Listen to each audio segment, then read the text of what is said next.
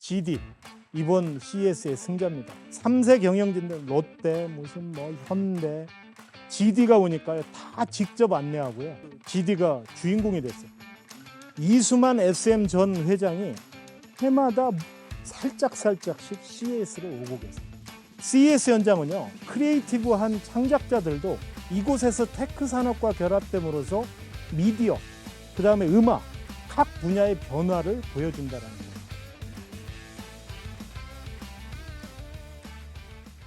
혁신 기술이 우리의 삶과 사업을 어떻게 바꿀 것이냐. 사실 여러분 궁금하시죠? CES 2024는 1월 9일부터 12일까지 4일간 열렸지만 저는 1월 4일부터 13일까지 있고 얼마 전에 왔습니다.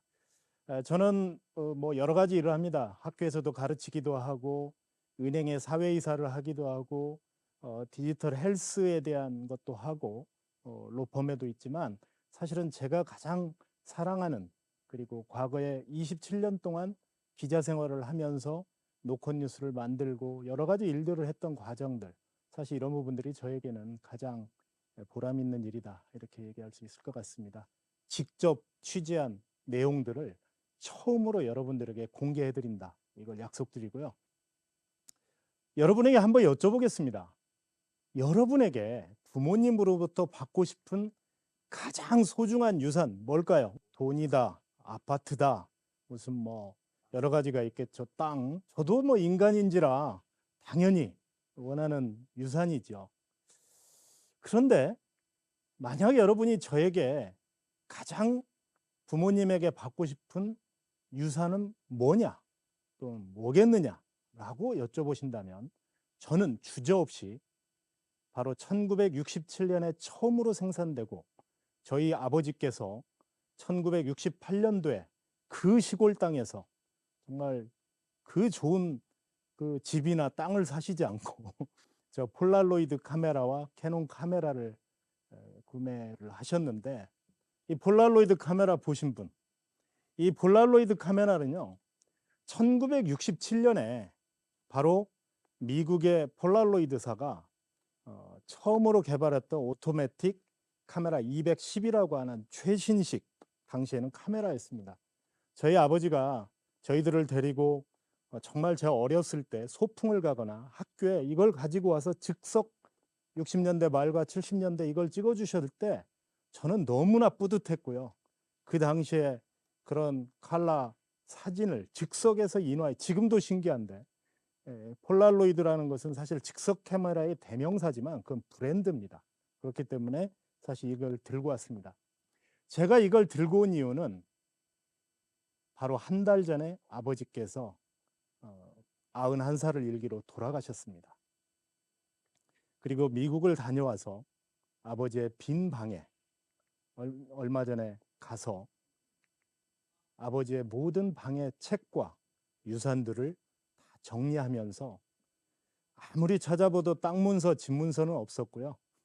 바로 이 아버지가 쓰시던 손때 묻은 우리의 평생을 어린 시절부터 우리와 함께 추억했던 바로 이 카메라를 포함해서 많은 이런 전자제품들, 그리고 저기에 보시는 지금 화면에 나오시는 TV는요 1969년에 RCA TV를 사셨는데, 당시에 1969년에 달 착륙할 때 저희 전주에 있는 지금 한옥마을 있잖아요, 그 정가운데 마을 주민들이 한 100여 명이 와서 달 착륙 장면을 같이 봤던 어린 시절의 꿈도 있습니다. 바로 이것이 아버지께서 저에게 물려주신 DNA다, 이렇게 말씀드릴 수가 있을 것 같습니다. 제가 얼리 어댑터라는 별명은 뭐 언론계 생활하면서도 많이 들었지만, 특히 제가 얼리 어댑터라는 별명을 얻게 된 것은 CES라는 곳에 가기 시작해서부터입니다. 물론 CES에 대해서는 저는 이미 1900년대 초부터 1990년 초부터 알고 있었고요. 저곳에 한번 가보고 싶은 생각이 있었지만 저에게는 그런 기회가 별로 없었고, 드디어 2015년에 첫 참가를 한 뒤에 지금 해마다 모든 그 현장에 거의 가고 있습니다. 저는 원칙이 있습니다. CES 현장에 갈 때는 반드시 열리기 4, 5일 전에 갑니다. 이렇게 만드는 과정을 볼 수 있어요. 여러분, 사실은 음식도 요리를 완제품을 주는 것보다 요리의 레시피를 통해서 만드는 과정이 재밌잖아요. 사실 제가 저기에 가면은요, 저 때는 저는 뭐 사실 업체 관계자도 아니고 만드는 사람도 아니지만 기자 출신으로서 저 그냥 개인적으로 내돈내산 가기 때문에 저렇게 둘러다닙니다. 아직 뭐 잔디어라든가 저렇게 혼자서 독상에 사진도 찍기도 하고요. 그 다음에 저렇게 지금 코리아 스타트업관, 뭐 일본관, 소니 아필라, 뭐 이런 것들, 삼성에 지금 아직 S까지만 붙였죠. 사실 이런 장면들은 대한민국에서 뭐 기자들은 미리 가는 경우는 없고요. 사실 전문가들도 미리 만드는 과정을 보는 사람들은 없습니다. 되게 재밌어요.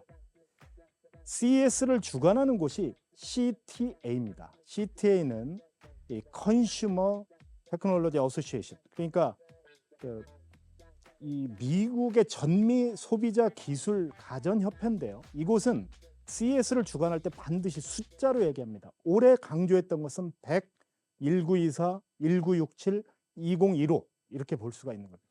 자, 숫자의 의미를 한번 보겠습니다. 이번에 모든 이 전시장에 CTA의 이 100년이라는 게 붙었습니다. 그래서 이게 뭘까라고 생각을 해봤더니요. 그 얘기를 하기 앞서서 여러분, 타임머신을 타고 지금부터 120년 전으로 여러분들을 모시겠습니다. 프랑스로 갑니다. 프랑스에 1899년에 당시에 화가들이 파리 만국 박람회가 있은 뒤에 과연 2000년에는 앞으로 100년 뒤에는 이 세상이 어떻게 변할까에 대한 굉장한 궁금증을 그림을 그리자. 그래서 엽서 형태로 그림을 그렸습니다. 그 중에 화가 중에 하나가 장 마르크 꼬띠라고 하는 사람입니다. 그런데 놀랍게도 여기 화면에 보시는 것처럼 1899년에 생각한 2000년대의 미래는 바로 지금의 날아다니는, 그리고 날아다니면서 소방 헬기 뭐 드론 같은 걸로 불을 끄는 저런 장면들, 그 다음에 우편 드론 택배죠. 지금의 개념에서 보면 저 라이트 형제가 비행기를 만든 게 1900년대 초기 때문에 아직 비행기도 나오지 않을 때라는 점을 여러분들은 아셔야 됩니다. 그리고 여기에 보면 지금의 뭐 빔 프로젝트나 영상 전화 같은 개념, 이거 대박이죠. 제가 이거 보면서 롤러브레이드, 이런 롤러브레이드를 미리 좀 개발했으면 대박 났겠다라는 거고요. 그 다음에 청소기기, 그 다음에 건설 현장의 기계, 농업을 이렇게 기계로 잔디어가 이렇게 만들듯이 농기구, 그 다음에 이렇게 드론 택시, 잠수정, 그 다음에 이건 화장실에서 여자들이 이렇게 화장하고 뭐 이런 부분들을 좀 보여주고 있는 겁니다. 이건 양복점, 이거 놀라워요. 바로 미래 학교는 아이패드나 이런 걸로 공부한다. 여러분, 그래서 제가 어제 세바시에 출연하면서 고민을 했어요. 요즘 챗 GPT가 여러분 많이 쓰시지만 마이크로 빙에게 만약에 장 마르코띠가 지금 2024년에 살아있다면, 그래서 야 2100년도를 한번 그려줘. 그러면 어떻게 됐을까? 이미지로 보여줘라고 했더니 인공지능과 협업하는 사람들의 모습, 태양광 발전소 이런 걸 보여줬는데요. 한번 보시겠습니다. 그가 살아서 그린 그림. 100년의 그림을 2100년의 모습들, 바로 행성을 개발하고 우주로 가서 우리가 우주의 식민지를 거는 공상과학영화에서 봤던 것들을 챗 GPT는 미래사회의 이미지로 이렇게 보여주고 있고, 그 다음에 환경오염으로 바다가 잠긴 상황들에 이렇게 수소발전소를 통해서 하는 그런 모습들을 보여주더라는 거죠. 그래서 바로 CTA는 우리가 장 마르코티 같은 미래의 세상의 변화를 예측했던 사람들처럼 CTA는 이미 1924년 100년의 역사를 시작했다라는 겁니다. 자, 그러면 이게 아까 웨스트홀 자동차관 가는데 이게 그때 아무도 없을 때입니다. 막 제가 같이 붙이는 거 도와주고 그랬거든요. 그런데 Igniting Innovation Since 1924, 혁신의 발화, 촉발된 불꽃의 점화가 왜 이렇게 됐느냐. 바로 1924년은 어떤 시대죠?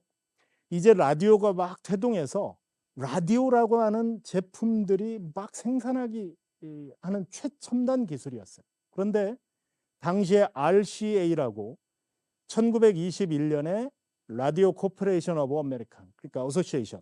그래서 그 미국의 그 업자들이 기술 표준이나 스탠더드를 결정하는, 바로 그것이 기술의 시작이고 그것이 바로 CTA의 역사다라고 얘기를 하는 거죠. 그래서 이번에 특이하게도 CES라는 것과 CTA 100년이라는 이 브랜드를 정말 장사를 잘합니다. CES를 주관하는 이 CTA는 정말 장사를 잘하는 게요.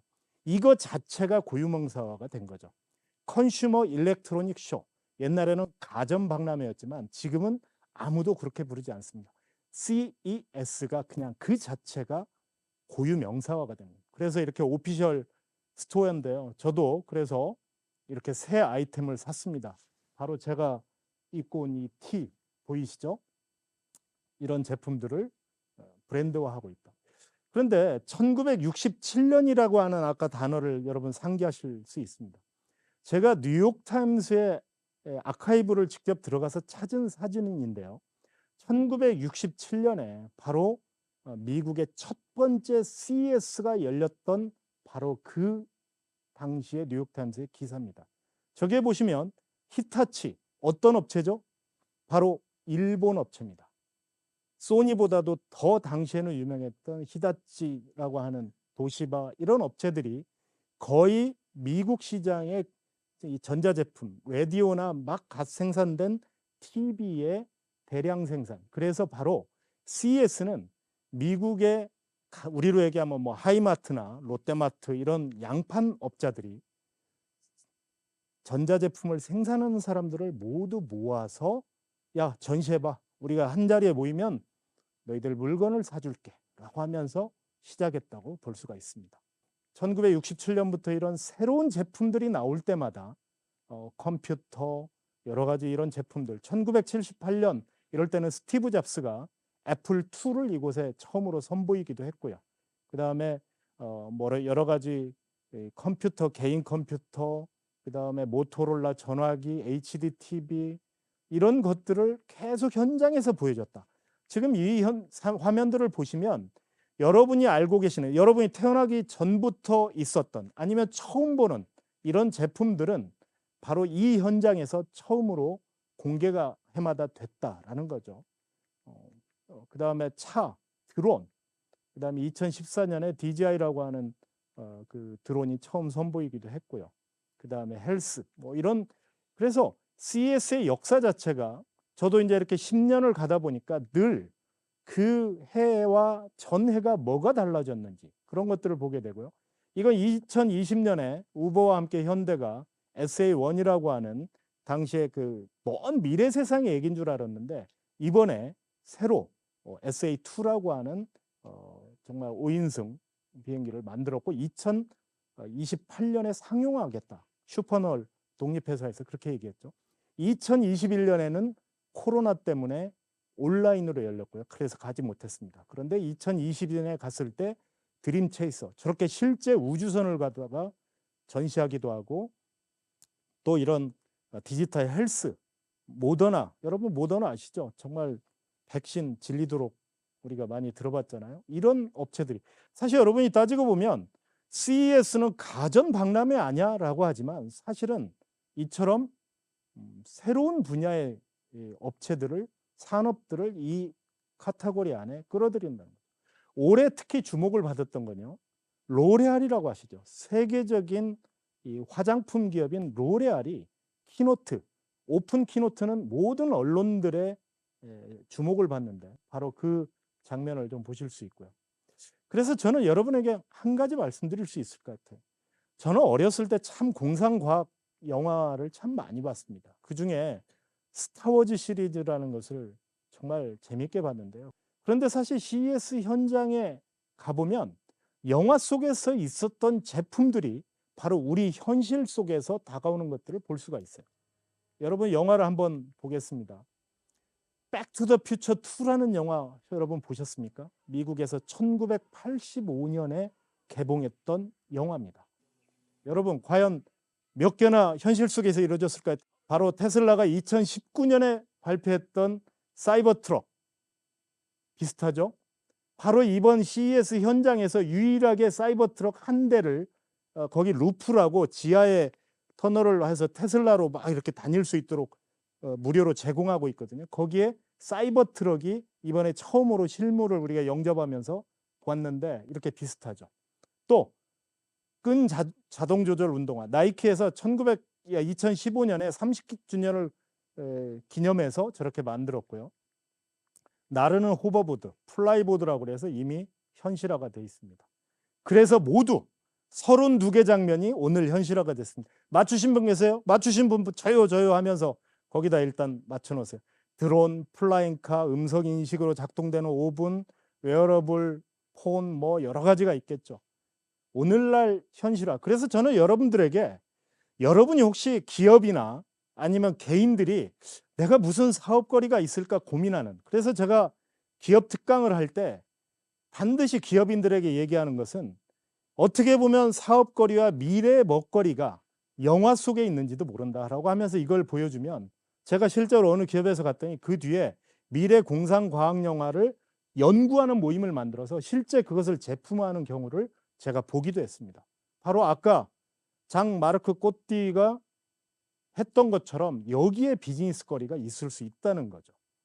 자, 그러면 그래서 2015년에 제가 이렇게 갔더니 바로 9호 슬로건이요. Somedays Today. BMW가 바로 그 현장에, 저 가운데 제가 차를 타고 있죠. 자율주행. 그런데 바로 Somedays Today. 우리가 상상하던 그 날이 바로 오늘이다. 너무 멋있지 않아요? BMW 차가 아닌데도 BMW가 그것과 함께 탁 살짝 얹혀서 장사를 하는 저 상술, 예술인 거죠. 두 번째, 혁신입니다. All Together, All On. 올해의 혁신 주제입니다. 이건 뭐냐면 CES 2024는 이제 모두가 함께, 모든 기업과 산업이 혁신 기술을 통해서 인류의 문제를 해결하자. 그런데 저기에 보면 all이지만 AI라고 하는 부분의 어떤 중의적 표현도 저게 갖고 있는 거죠. 작년에는 비닛, IT에 빠져라, 뭐 거기에 빠져들어라 라고 하는 IT라고 하는 걸 강조했다면 2023년에는, 올해는 all together, all on. 그래서 바로 아까 얘기한 것처럼 CES를 주관하는 CTA에 주관하고 있는 바로 게리 샤피로 CTA 회장, 저분이 제가 개인적으로 이렇게 만나고 사실 이렇게 얘기를 해보면요, 한국 기업들 정말 좋아합니다. 왜 좋아하는 줄 아세요? 돈 많이 내니까. 전시관에 대빵 돈 많이 내니까요. 그리고 한국 기자들 많이 와서 보도해 주니까요. 그래서 한국 기자 뭐 아니면 누구 만나면 한국말로 안녕하세요, 감사합니다, 립 서비스 정말 잘합니다. 그런데 저분이요, 미국의 100대 가장 영향력 있는 로비스트 중에 한 명이고요. 변호사 출신인데요. 오늘날의 CES를 주관하는 CTA를 전 산업, 전 세계 마이스 산업이라고 하는데 회의와 컨벤션과 관광 뭐 이런 것들을 모두 관장하는 산업이죠. 그래서 다음 달에 열리는 바르셀로나의 MWC나 아니면 이파라고 베를린에서 9월에 열리는, 아니면 북미 오토쇼, 이런 것들을 모두 제치고, 과거에는 비등비등했거든요. 오히려 예전에는 연세 좀 있으신 분들은 컴덱스 기억하시죠? 컴덱스가 과거에 있었지만 컴덱스가 CES에 흡수돼 버렸거든요. 그래서 all together, all on, 기술 산업의 전체 생태계를 연결하는 그런 허브가 되겠다는 거고요. 그렇기 때문에 우리나라가 뭐 미국, 중국, 한국 이런 순으로 참가 순위 뭐 4,300개, 스타트업은 한 뭐 1,400-500개 이상, 그다음에 전체 글로벌 500개 중에 311개가 참가하는, 그리고 무려 1,600억 회의 미디어의 노출이 이루어지는 이런 현장이 바로 CES다. 그리고 혁신상을 한국 기업들이 무려 46%나 차지했는데, 이걸 잘했냐 못했느냐라고 뭐 굉장히 논란들이 있지만, 사실 혁신상은 50여 명의 각계 전문가들이 심사를 하는데 한국 사람 딱 한 명 들어가거든요. 그러니까 너무 뭐 이걸 비하하거나 뭐 한국 사람들이 뭐 돈 많이 내니까 주는 거 아니야? 그렇지 않습니다. 저도 그래서 올해 심사위원으로 도전을 했었는데 아쉽지만 내년에 뵙겠습니다. 이렇게 응답이 왔더라고요. 어쨌든 그렇습니다. 심사위원도 굉장히 치열하게 뽑는다. 그런데 올해 바로 아까 얘기한 것처럼 CS에서 뷰티테크 화장이나 장애우들이 정말 이 입술이 아름다워지고 싶을 때 인공지능을 통해서 그 스킨을 분석해주고 흐트러지지 않도록 하는 어떤 테크의 기술들을 보여주는데 저 장면을 보여주는 순간 참 많은 사람들이 뭉클하기도 하고 우리가 기술적 진보를 가는 데 있어서 그냥 우리의 어떤 특정한 사람들만이 즐기는 게 아니고 모두가 즐기는 차별 없는 기술을 바로 강조한 것은 그 기업의 정신, 비전을 우리가 알 수 있다. 과거에는 그냥 어떤 저 언제 저 미래에 이런 걸 하겠지라고 얘기했지만 사실은 이번에는 굉장히 현실적이고 이제는 제품화의 단계가 실제로 가능한 시대의 것들을 내놓는 것이 굉장히 특징이라고 볼 수가 있는 거죠. 작년에 미래학자인 마틴 포드, 이 사람의 로봇의 부상, 로봇의 지배라는 책을 쓴 굉장히 베스트셀러 미래학자입니다. 이 사람이 작년에 CES에 더 밀크라고 하는 스타트업이 네트워킹 행사를 할 때 그곳에서 강연을 할 때 그런 얘기를 했어요. 마틴 포드가 앞으로 AI 시대가 오면 정말 파괴적 혁신이 온다는 거죠. 그리고 AI는 마치 우리가 140년 전에 전기가 처음 나와서 그냥 산업에 지금 140년 녹았던 것처럼 훨씬 짧은 기간 안에 AI는 모든 산업 분야의 핵심적인 전기와 같은 필수 제재가 될 것이다라고 얘기했는데요. 이번에 가보니까 불과 1년 전에 했던 저 얘기가 저 양반이 얘기할 때는 한 3, 4년, 4, 5년 얘기했거든요. 아니에요. 이번에 완벽하게 AI가 스며들었더라. 그래서 삼성도 뭐 AI 그리고 디지털 헬스 저런 전자기기 AI가 모든 분야 AR, VR 이런 부분들에서 사실 모든 지난 10년의 결과들에서 쌓여진 빅데이터와 이런 부분들이 다 AI로 결정이 되더라 라는 것들을 우리가 이렇게 보여드리는 겁니다. 저런 화면들이 제가 다 현장에서 찍었던 화면들이고요. 그래서 이 장표가 잘 안 보이겠지만 각 분야별로 그 2013년도부터 국민대학교 전자공학부 그 정금인 교수가 정리한 건데 정말 잘 돼 있어요. 제가 허락을 받고 이 화면을 쓰는데요. 각 분야 자체가 산업적 분야를 보면 생각보다도 이런 분야들이 계속 새로 생겨나고 부침을 하지만 기본적으로 거기에 저변에 깔려 있는 것은 결국은 AI, 디지털 헬스, 그 다음에 인간 안보라고 하는 그런 개념. 그래서 이번에 14,561개의 모든 카테고리를 제품들이 자기들이 보낼 때 나는 어느 부분에 해당합니다라고 내놓는데요. 무려 960개 기업들이 내가 AI를 기본으로 하고 있다라고 이렇게 썼고 내년에는 저런 장표 필요 없을 것 같아요. 왜? 그건 기본이니까 전기처럼. 그래서 여러분이 기업을 하거나 여러분들이 어떤 분야에 있든 사실은 AI는 이미 우리 앞에 현실에 와 있고 사실 그걸 잘 쓸 수 있도록 기술적으로 이미 상당 부분 진전이 돼 있다라는 부분들을 여러분들에게 말씀드릴 수가 있어요. 그리고 AI와 함께 이번에 여러분이 참 CES 유튜브를 많이 보시면 가장 많이 보여지는 게 on-device AI. 이게 무슨 얘기냐면 지금까지는 우리가 인공지능을 사용하기 위해서 여러분 어떻죠? 예를 들어 챗GPT를 봅시다. 우리가 프롬프트에 뭘 쓰면 그게 오픈 AI의 중앙 클라우드에 가서 답변을 해서 나한테 보여줘요. 그러면 우리가 비행기를 타면 어떻게 됩니까? 비행기 이 모드로 가면 네트워크가 끊기면 안 되잖아요. 그런데 on-device AI는 뭐냐면 네트워크가 연결되지 않고도 인공지능을 사용할 수 있는 그러한 디바이스가 아예 장착이 된다는 거예요. 이게 어떻게 가능하냐? 네트워크가 없이도. 그게 바로 퀄컴이나 이번에 인텔이나 엔비디아의 주가가 뛰는 이유가 GPU, 중앙 처리 장치라든가 그런 것들이 고도로 집적화되면서 디바이스 안에 약 인공지능, 강 인공지능까지도 앞으로는 가겠지만 그런 정도의 비행기 그 모드 상태에서도 얼마든지 사용할 수 있는데 재빠르게요. 삼성이 어땠죠? CES 끝나자마자 CES 겔 그 자기들 그 행사에서 AI 스마트 S24 그래서 비행기 모드 안에서도 통역을 하고 10개국어 번역하고 뭐 이런 제품을 소개했잖아요. 그게 바로 어떻게 보면 여러분들이 맞닥뜨리는 가장 현실적인 언 디바이스 AI다. 그래서 이번에 퀄컴이나 엔비디아 같은 곳들, 그 삼성의 반도체들이 저렇게 그 GPU나 아니면 여러 가지 언 디바이스 AI 하는 것은 네트워크 없이도 가능하도록 할 수밖에 없는 그런 것이 오면 첫째는 보안이 유지가 되고요. 왜? 우리 불안하잖아요. 우리의 데이터를 어딘가에 중앙 컴퓨터에 주면 불안하잖아요. 그래서 보안성. 두 번째로는요. 앞으로 자율주행차의 시대가 오면요. 어떤 현상이 벌어지느냐. 자동차는 완벽한 하나의 자기의 아성이 됩니다. 그런데 이곳에 있는 데이터를 내가 자동차 회사에 보낸다? 굉장히 불안하죠.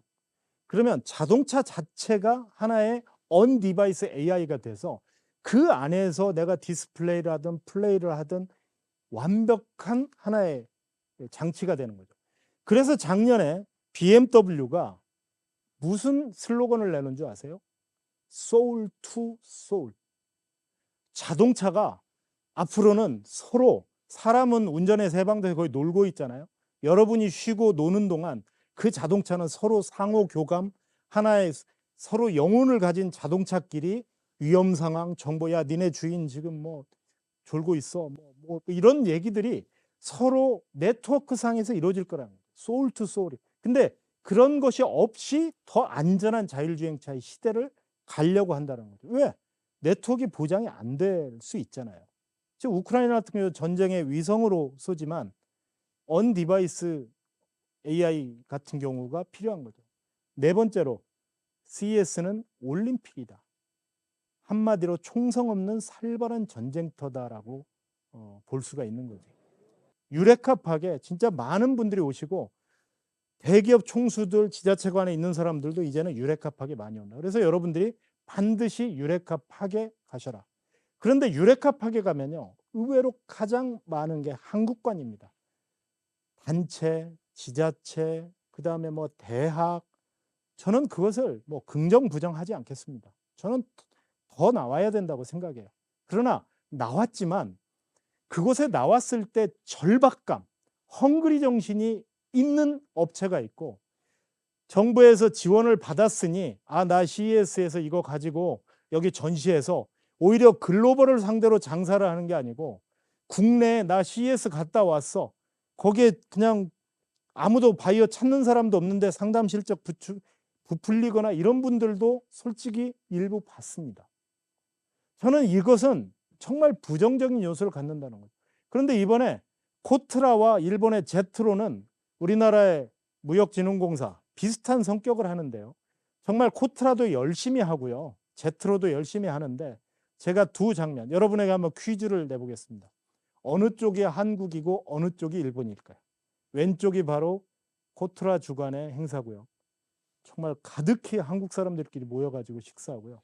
오른쪽은 이렇게 10개의 일본의 핵심 스타트업을 CES의 가장 첫 번째 행사로 기자들과 이런 VC들을 이렇게 초대해서 컴팩트 있게 첫 행사 그 CES의 주관사인 CTA가 처음 프레스 기자회견 하기 직전 1시간 전에 저 현장에 제가 한국 기자는 뭐 별로 거의 없더라고요. 저 혼자서 있었는데 저 현장에 있으면서 우리가 방식 자체도 바꿀 필요가 있겠다.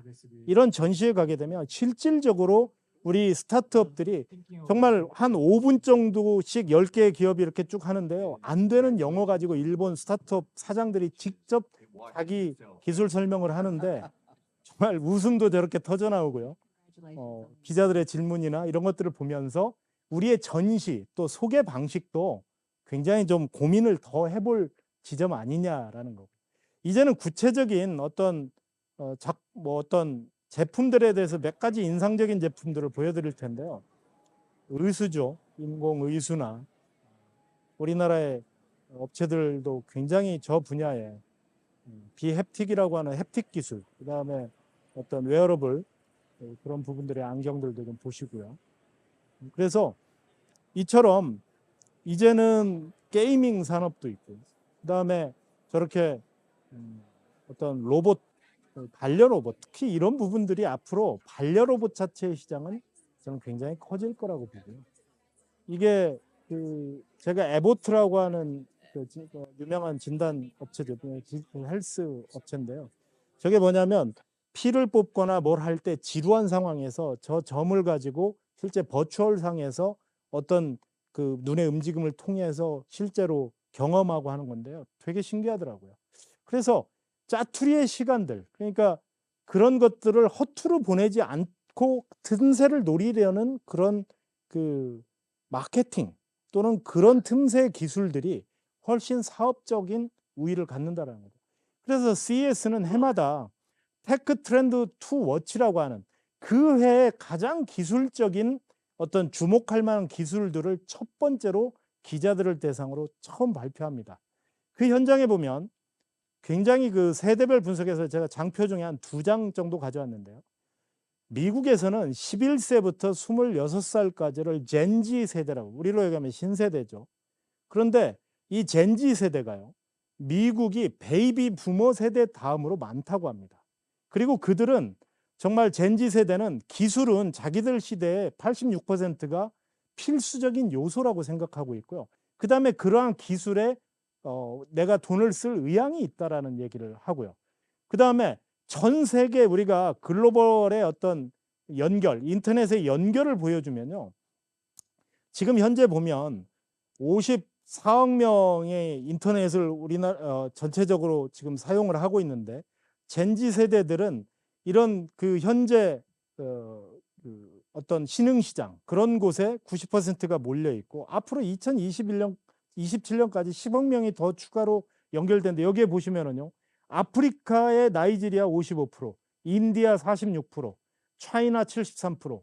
이 얘기는 뭐냐면 저런 시장들이 아직도 우리가 사업을 하는 데 있어서 연결이 저쪽 그 어떤 연결이나 인터넷의 연결률이나 이런 것들이 아직도 시장의 가능성이 있다는. 그래서 요즘에 인도가 뜨는 이유가요.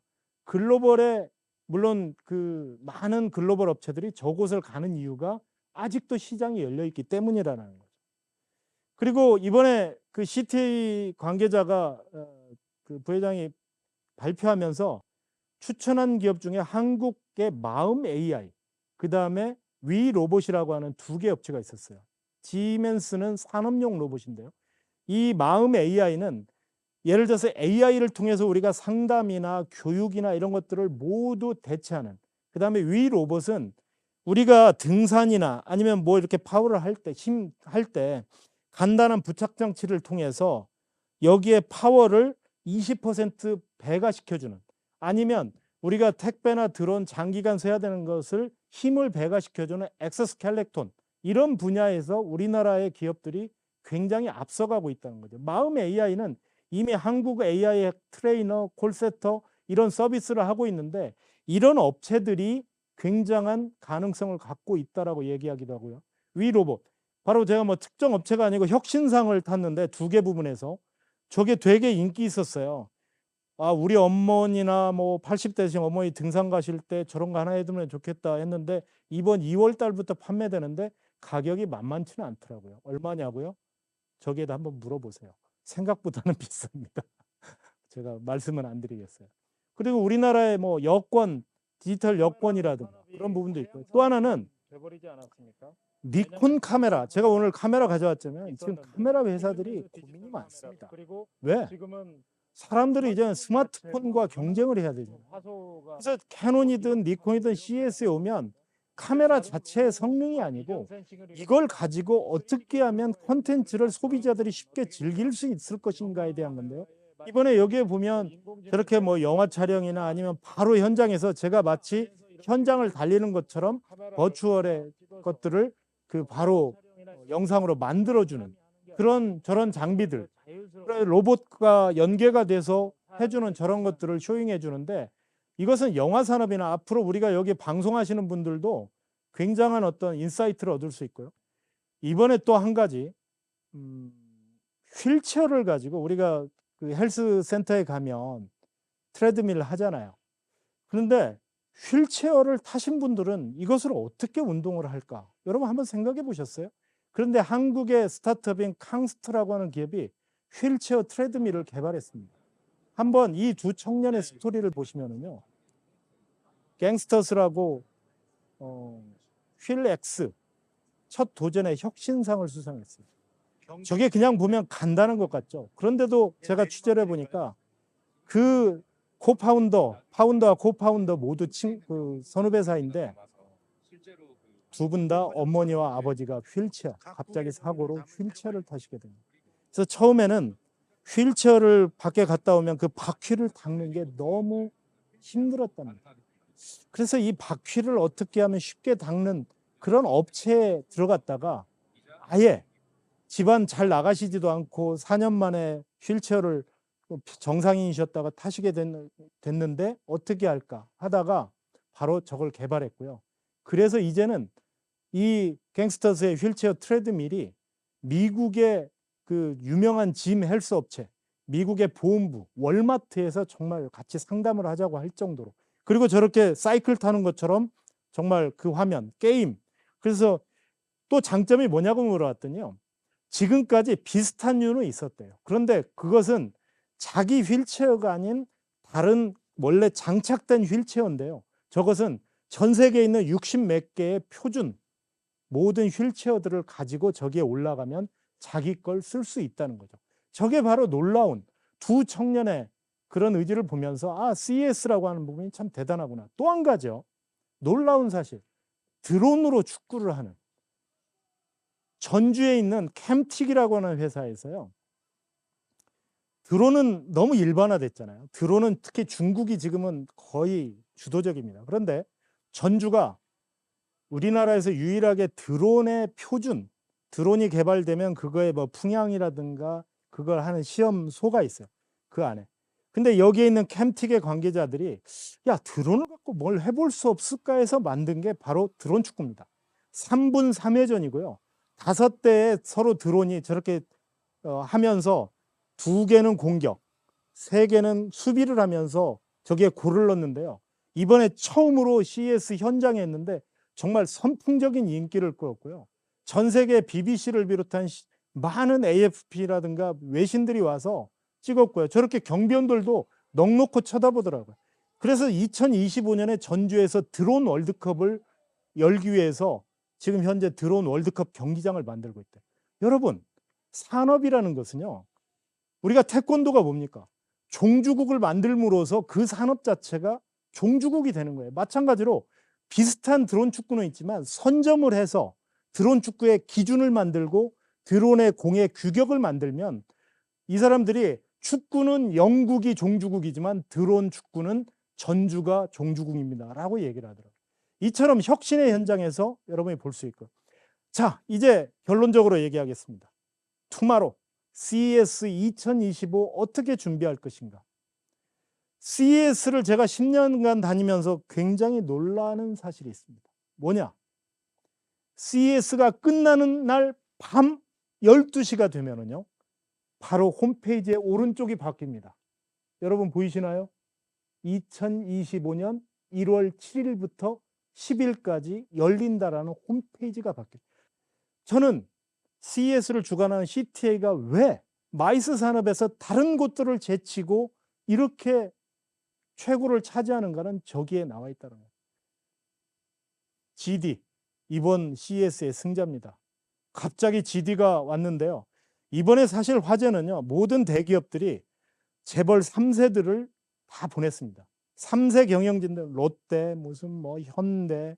그런데 그 3세 경영인들이 자기들이 주목받는 것이 GD가 오니까요. 다 직접 안내하고요.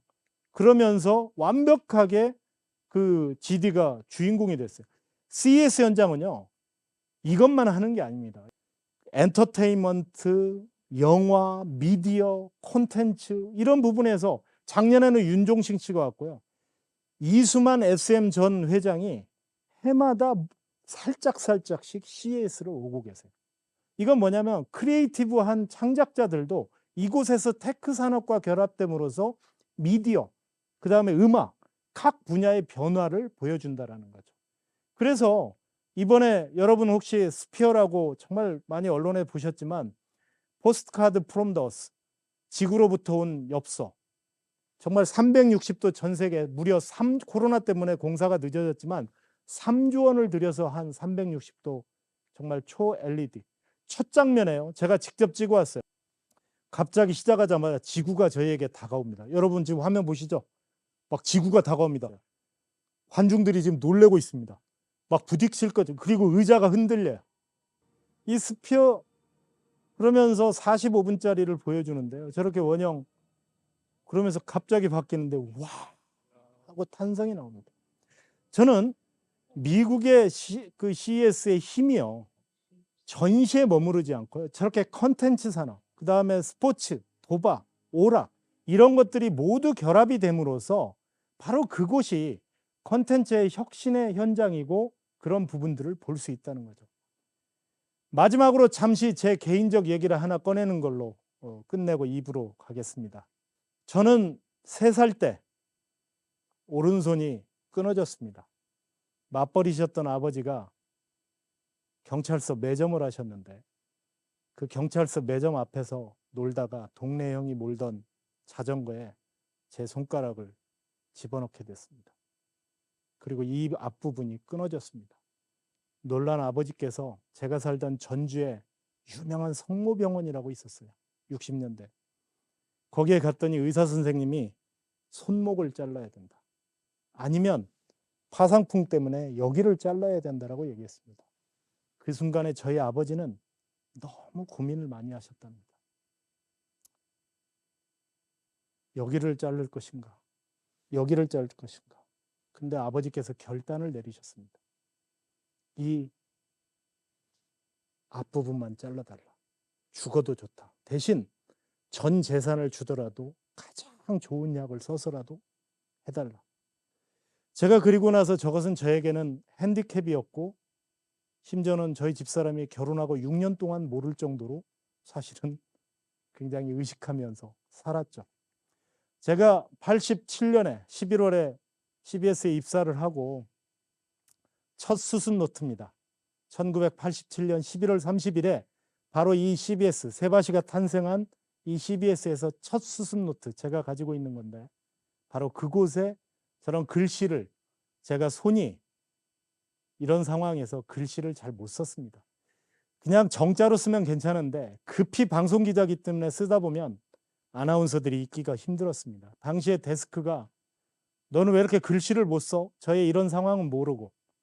그래서 당시에 제가 88년 올림픽을 취재를 갔는데 외신 기자들이 글씨를 쓰지 않고 이게 바로 그 당시의 모습인데요. 바로 이러한 노트북이라고 하는 것을 들고 다니는 걸 보게 됐습니다. 아, 저게 있다면 내 글씨의 핸디캡을 극복할 수 있겠구나. 그리고 나서 그 이듬해 제가 일본에 가서 월급이 60만 원일 때 185만 원 주고 저 노트북을 사온 게 당시에 89년도에 최초의 기자 중에 최초의 개인 노트북을 가진 기자가 됐습니다. 그리고 저는 평생 동안 18대의 노트북을 사게 됐고 심지어는 2002년도에 평양에 가서 제가 취재를 갔을 때 평양에서 처음으로 저 소니 바이오 노트북으로 남측의 기사를 인터넷에 연결해서 조선 그 통신사하고 연결을 해서 보내기도 했습니다. 저는 비록 저에게는 이 손가락이 저에게는 핸디캡이었지만 그 당시에 아버지의 그런 모습을 보면서 정말 아버지가 주셨던 저에게 가장 소중한 유산은 처음에 얘기했던 것처럼 그 아버지의 얼리 어댑터 DNA 그리고 저를 작은 핸디캡이지만 오늘날 저를 키워주신 한 달 전에 돌아가신 저희 아버지께 감사하다는 말씀을 드리고 싶습니다. 아버지 사랑합니다. 감사합니다.